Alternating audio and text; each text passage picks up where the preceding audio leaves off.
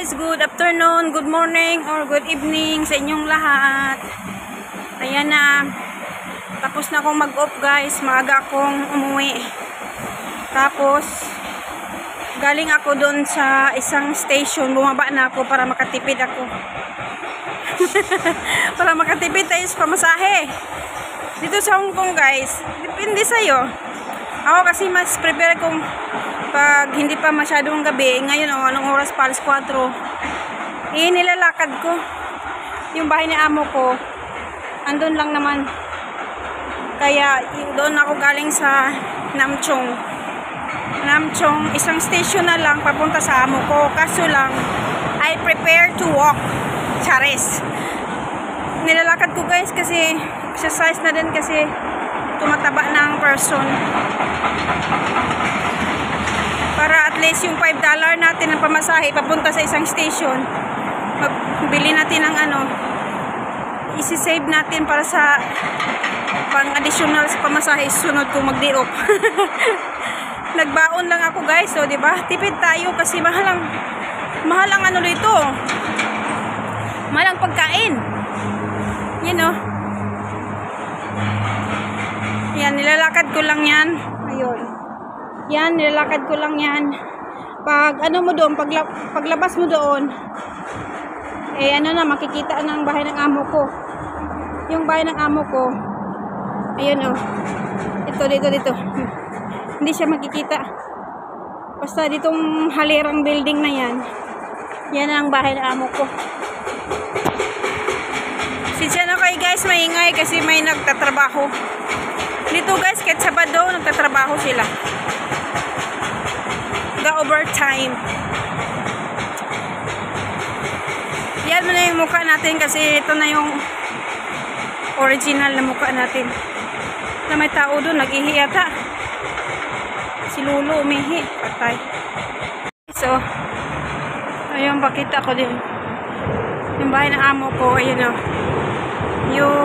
Ayan. Yung may nakikita nyong nasa likod kasi ng kulinan. Nilalakad ko guys. Ayun yung view.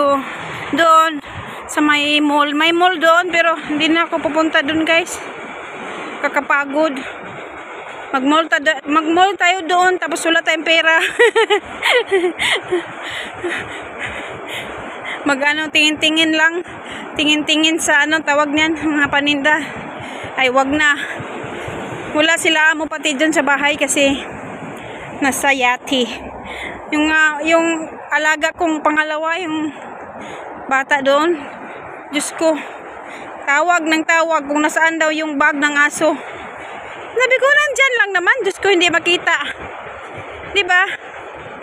Paano na lang kung pagpurgod yung yaya?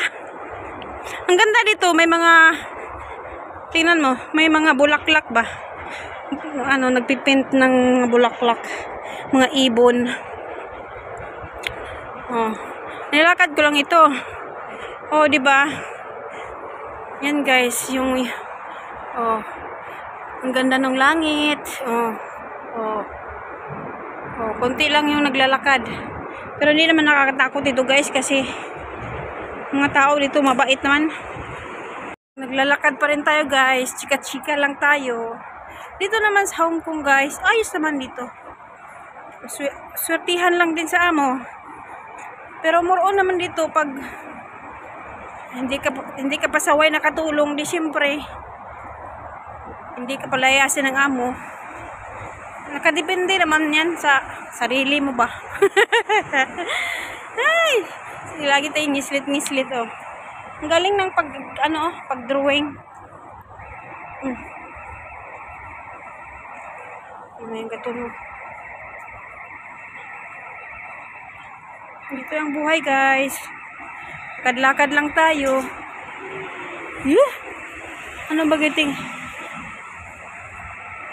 Ay, bakit kayo natunog-tunog yun guys? Ga-alarm or iwan ko kung ano yan. Factory ba yan or ano yan? Alam ko yan.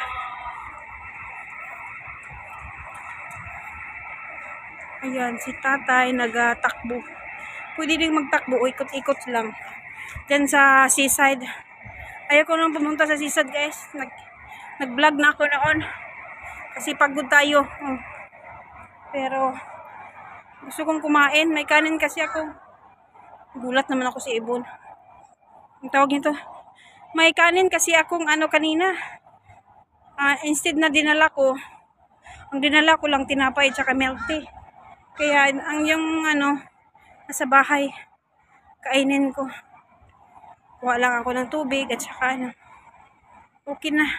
Pakita ko sa inyo kung saan yung bahay ng amo ko. Guys, sa may highway. Highway? Ano yung highway? Ano yun? Yung highway na yan. Ito yung bahay ng amo ko. Ayan, tsaka yung likod niyan. Yung makikitang magkonti. Na ganun pa yung kamay ko. Ayan. Ayan, to kabilang building. Ayan, sana all holding hands. And then, yun lang. Uwi na ako, guys. Nakatira kasi ako sa city. I mean, hindi kami sa New Territory. Ayan yung pala yung bus na, guys. Yan, papuntang airport. Ayan, yung bus na yan. 8:21. Wala pa eh.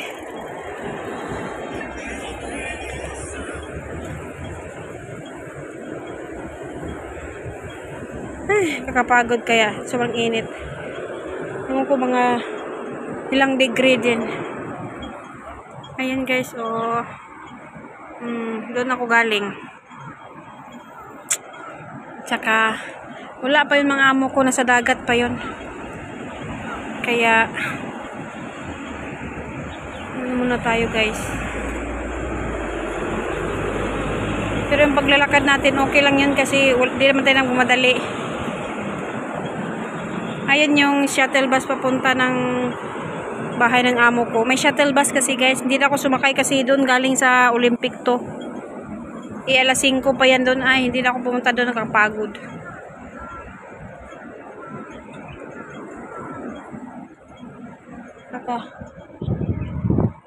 Yan, guys. Wait lang, guys,